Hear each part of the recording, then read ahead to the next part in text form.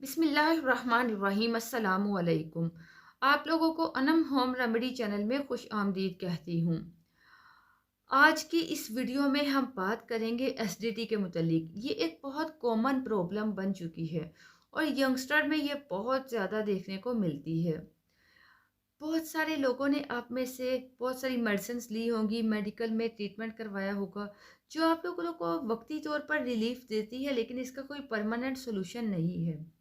आज मैं आप लोगों को ये बताना चाहती हूँ कि एसिडिटी होती क्यों है और कौन सी कंडीशन है जिसमें आप लोग होम रेमेडीज़ यूज़ कर सकते हैं। सबसे पहले तो हम जान लेते हैं कि एसिडिटी होती क्यों है। इसके लिए आप लोगों को मैं जो असबाब हैं, वजूहात हैं, वो बता दूँगी। पहली कंडीशन जिसमें अगर आपकी बॉडी बहुत ज़्यादा एक्सेस एसिड बनाती है, जो कि ज़रूरत से ज़्यादा हो जाता है। दूसरी चीज़ है जिसमें आपका पेट का जो इंटरनल लेयर होती है, इंटरनल लाइनिंग होती है, वो इरिटेट हो जाती है, उस पे इन्फ्लेमेशन हो जाती है, तो इसलिए आपको एसिडिटी हो जाती है। तो ये सब क्यों होता है, मैं आप लोगों को ये भी बताती चलूँ। आपके तमाम मैदे के मसाइल या जो एसिडिटी के ये जो प्रॉब्लम्स होती हैं, जब आप लोगों को बहुत ज़्यादा परेशानी होती है कि आप परेशानी के वक़्त में गुज़र रहे होते हो, आप लोगों को जब बहुत ज़्यादा डिप्रेशन की प्रॉब्लम हो जाती है, आप परेशानी के दौर से गुज़र रहे होते हो, तो वो परेशानी की वज़ह से भी आपकी एसिड बहुत ज़्यादा बनने लगता है। कुछ लोगों की जॉब ऐसी होती है कि हर वक़्त स्ट्रेस्ड रहता है, दिमाग पे बोझ रहता है, इस वज़ह से एक्सेस एसिड हो जाता है, जिसकी वज़ह से एसिडिटी हो जाती है। दूसरी जो वज़ह है एसिडिटी की, वो है इनएक्टिविटी। बहुत सारे लोगों में ऐसा देखा गया है कि जो वर्किंग पोजीशन होती है, जिसके डेस्क जॉब जिनकी होती है कि वो बैठकर ही काम करते हैं, कोई मूवमेंट ही नहीं होती, उनमें फिजिकल एक्टिविटी नहीं होती, तो उस वजह से उनमें कोई एक्सरसाइज नहीं होती, कोई फिजिकल एक्टिविटीज़ जैसे कोई जिम नहीं ज्वाइन करते, तो इसलिए इन एक्टिविटी की वजह से आपके जिस्म में बहुत एसिड बन सकता है, जिसकी वजह से एसिडिटी हो जाती है। और जो तीसरी इसकी जो वजह है वो है टाइम पर खाना ना खाना। आजकल तो कोई टाइम पे खाना खाता ही नहीं है। जब आप लोगों को भूख लगती है तो आप खाना नहीं खाते या खाना खा नहीं पाते, ठीक है। जब टाइम मिलता है तो भूख नहीं होती, लेकिन आप लोग खाना खाते हो। भूख ना होने पर भी आप पेट भर के खाना खाते हो, ज़रूरत से ज़्यादा खाना खाते हो, तो इस वजह से होता क्या है, एसिडिटी हो जाती है। अब जो दूसरी कंडीशन है वो भी मैं आप लोगों के साथ शेयर करती चलूँ। इरिटेशन, गैस्ट्राइटिस, मतलब कि जो स्टमक की इनर लाइनिंग होती है वो इरिटेट होती है, उसमें इन्फ्लेमेशन हो जाती है, उसमें स्वेलिंग हो जाती है। वो क्यों होती है, ये मैं आपको बताती चलूँ। इसकी पहली वजह है स्मोकिंग या बहुत ज़्यादा अल्कोहल का इस्तेमाल करना। इन दोनों चीज़ों के इस्तेमाल की वजह से जो स्टमक में अल्सर की प्रॉब्लम ज़्यादा हो जाती है, स्टमक में स्वेलिंग हो सकती है, सूजन हो सकती है। इसके अलावा जो दूसरी वजह है वो हम सब ने कभी ना कभी लाइफ में महसूस की होगी, मेडिकेशन। बहुत ज़्यादा मुख्तलिफ़ किस्म की दवाइयों का इस्तेमाल करने से, जब बहुत ज़्यादा स्ट्रॉन्ग पेन किलर का इस्तेमाल किया जाता है, ठीक है, वो स्टमक पे इफ़ेक्ट करती हैं, मैदे पर असर कर जाती हैं। अगर आप लोग बहुत ज़्यादा एंटीबायोटिक का यूज़ करते हो तो इस वजह से भी आपको एसिडिटी हो सकती है। इसके साथ-साथ आपकी जो स्टमक की इनर लाइनिंग है वो डैमेज हो जाती है, उस पे इन्फ्लेमेशन आ जाती है और आपको एसिडिटी हो जाती है। और जो थर्ड और जो कॉमन वजह है, वो क्या है कि आजकल के दौर में स्पाइसी फूड का खाना। आजकल हर कोई कहता है कि स्पाइसी चीज़ें हों, स्पाइसी फूड हो, फिर ही खाना खाने का मज़ा आता है। तीखा खाना हो, ठीक है, तो बहुत ज़्यादा तला भुना खाना हो। आप लोग मज़ा लेकर खाना तो खा लेते हो, लेकिन आप लोग ये नहीं सोचते कि वो आपके स्टमक को कितना डैमेज कर सकता है, आपके पेट को ख़राब कर सकता है, पेट इसको हज़म कर सकेगा ये नहीं या नहीं, आप लोग ये नहीं नहीं सोचते, तो इन्फेक्शन हो जाता है, ठीक है, तो आपको प्रॉब्लम हो जाती है। ये वो कंडीशन है जो मैंने आपको बताई हैं कि एसिड का बहुत ज़्यादा बढ़ना, जिसकी वजह से एसिडिटी हो जाती है, या स्टमक का इरिटेट होना, स्टमक की लाइनिंग ख़राब होना, इस वजह से एसिडिटी की प्रॉब्लम हो जाती है। तो इन दोनों के लिए आपके साथ बहुत ज़बरदस्त होम रेमेडीज़ शेयर करूँगी, सिंपल टिप्स शेयर करूँगी, जिससे अगर आप आज से ही शुरू कर दें तो आपको बहुत अच्छा रिज़ल्ट मिलेगा। पहली रेमेडी जो आप लोगों के साथ शेयर करना चाहती हूँ वो है पहली रेमेडी जो आप लोगों के साथ शेयर करना चाहती हूँ वो है आंवला का इस्तेमाल। आप ना आपके हेल्थ के लिए बहुत फ़ायदेमंद चीज़ है। आंवला, गूसबेरी, ये ऐसी ज़बरदस्त चीज़ है जिसे हम लोग अहमियत नहीं देते।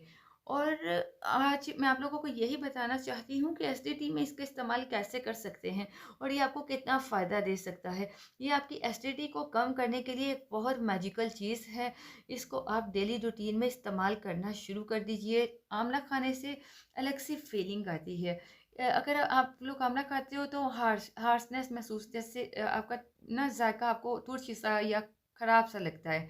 बहुत सारे लोग आंवला का मुरब्बा इस्तेमाल करते हैं, वो भी फ़ायदेमंद होता है। कुछ लोगों को लगता है कि आंवला सूट ही नहीं करता, लेकिन इसको कैसे इस्तेमाल करना है ये मैं आपको बताऊँगी।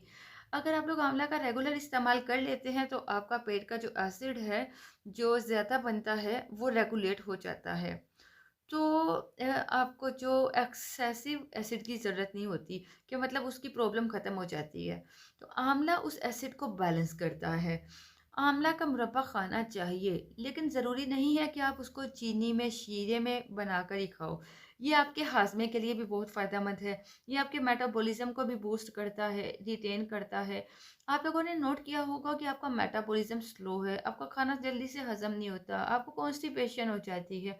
तो उसके लिए आंवला सबसे बेस्ट मेडिसिन है। ये स्किन के लिए भी बहुत फ़ायदेमंद चीज़ है, ये बालों के लिए भी बहुत ज़बरदस्त चीज़ है और ये ऐसा ज़बरदस्त एंटीऑक्सीडेंट के प्रॉपर्टीज़ के हामिल नेचुरल चीज़ है, जो आपको बहुत फ़ायदा देती है। अगर आप लोग एक सिंपल आंवला डेली खा लेते हो, तो आपकी बहुत सारी प्रॉब्लम्स ठीक हो सकती हैं। लेकिन इसको खाना कैसे है? हर अच्छी चीज़ के लिए ये ज़रूरी नहीं कि उसमें चीनी मिक्स करके, मिठास मिक्स करके शीरे में डालकर खाएँ, कि अगर तुरशिया तो आप खा नहीं सकते। उसको मेडिसिन समझ के खाना चाहिए। आपको मैं बताती चलूँ कि आंवला का मुरब्बा खाने के लिए अच्छा है, लेकिन उसमें ग्लूकोज़ भी आ जाता है, तो कुछ लोगों को सूट नहीं करता। कुछ लोग जैसे डायबिटिक होते हैं, तो उन्हें सूट नहीं करता। अगर आप लोग इसको चीनी के बगैर ले लेते हो, तो ज़्यादा फ़ायदा होता है, तो उसका नुकसान नहीं होता। इसलिए जो बेस्ट इसका सॉल्यूशन है वो है कि आप आंवला का जूस ले लो। आंवला और एलोवेरा का जूस अगर आप ले लेते हो, 30 ml आंवला का और एलोवेरा का जूस मिक्स करके सुबह अगर आप लोग खाली पेट ले लेते हो, तो जिन्हें बहुत ज़्यादा एसिडिटी की प्रॉब्लम होती है, उनके लिए बहुत फ़ायदेमंद होता है। लेकिन अगर आप लोग खाली पेट इसका जूस लेते हो, तो ज़्यादा आपका फ़ायदा होता है। वो मेडिसिन जो आप लोग यूज़ करते हो, वो मेडिसिन आपकी छूट जाती हैं। इसके अलावा डेली एक्सरसाइज कीजिए, ये भी आपके लिए बहुत फ़ायदेमंद चीज़ है। एक्सरसाइज से आपके बॉडी में ब्लड की सर्कुलेशन होती है, मूवमेंट होती है। दिन में सुबह या रात को वॉक कीजिए, तो इससे आपको एसिडिटी की प्रॉब्लम काफ़ी हद तक ठीक हो जाएगी। अगर आप लोगों का स्टमक इरिटेट हो जाता है, स्टमक की लाइनिंग ख़राब हो जाती है, जिसकी वजह से एसिडिटी होने लगती है, उसके लिए एक ज़बरदस्त चीज़ है मुलेठी। मुलेठी का इस्तेमाल बहुत फ़ायदेमंद है, आपके स्टमक अल्सर के लिए फ़ायदेमंद है। पहले भी मैं हल्दी मुलेठी का फ़ार्मूला शेयर कर चुकी हूँ। मुलेठी स्टिक होती है, जिसको आप यूज़ करके उसका पाउडर बनाकर भी यूज़ कर सकते हो। ये कफ़ के लिए, खांसी के लिए इस्तेमाल की जाती है, कोल्ड में ये इस्तेमाल की जाती है, ठंड से बचाती है। खांसी के लिए तो फ़ायदेमंद है, ये आपकी एसिडिटी के लिए, स्टमक के लिए भी बहुत फ़ायदेमंद है। जैसे अगर आप लोग पेप्टिक अल्सर हो, गैस्ट्रिक अल्सर हो, स्टमक अल्सर है, या आपको पेट में पेन होती है, स्टमक में पेन हो जाती है, तो उसके लिए आप मुलेठी का इस्तेमाल कीजिए। अगर आपको पेट में खिंचाव महसूस होता है, तो मुलेठी बहुत फ़ायदेमंद चीज़ है। इससे बेस्ट सॉल्यूशन कोई नहीं, इससे बेस्ट मेडिसिन कोई नहीं, जो नेचुरल है, जो आपको परमानेंट सॉल्यूशन देती है, एसिडिटी को ठीक करती है। सिंपल एग्जांपल, अगर आपको हाथ पे चोट लगती है, आप हाथ पर कुछ भी, हाथ पे ज़ख्म हो जाता है, आप हाथ पे कुछ लगाते हो, पायोडीन, पॉलीफेक्स कुछ भी, तो वो ठीक हो जाता है। लेकिन पेट जो हर वक्त काम करता है, दिन में हम 3 से 4 बार खाना खाते हैं, हर वक्त उससे खाने को हज़म करने के लिए मूवमेंट करनी होती है। तो खाना खाने की वजह से अगर आपके पेट में अल्सर है, तो वो जल्दी रिकवर नहीं हो पाता, कम नहीं हो पाता।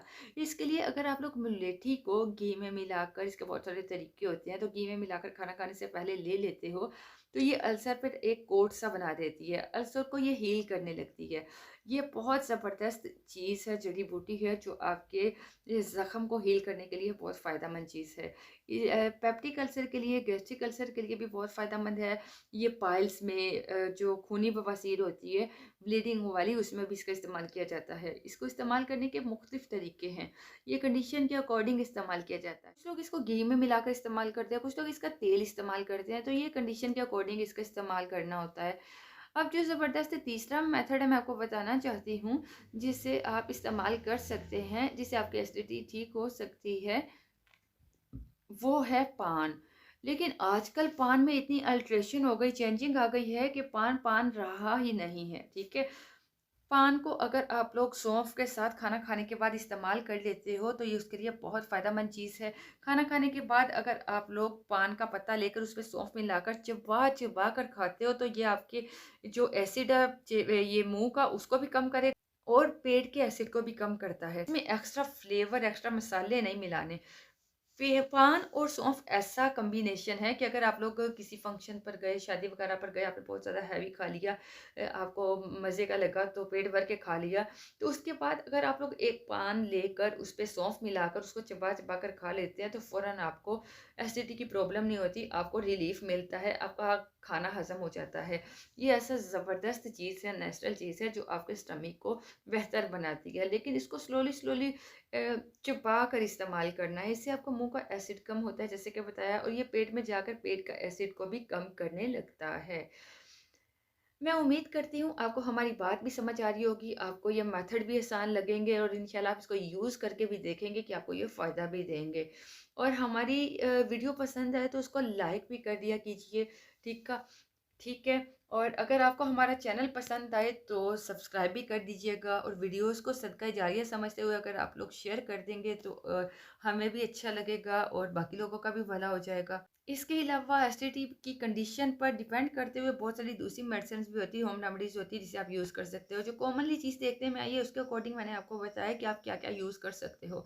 सीरियस कंडीशन हो तो डॉक्टर से एडवाइस ज़रूर लीजिए। अपना बहुत ख्याल रखिए, दुआ में याद रखिए। इजाज़त चाहूँगी। अल्लाह हाफ़िज़।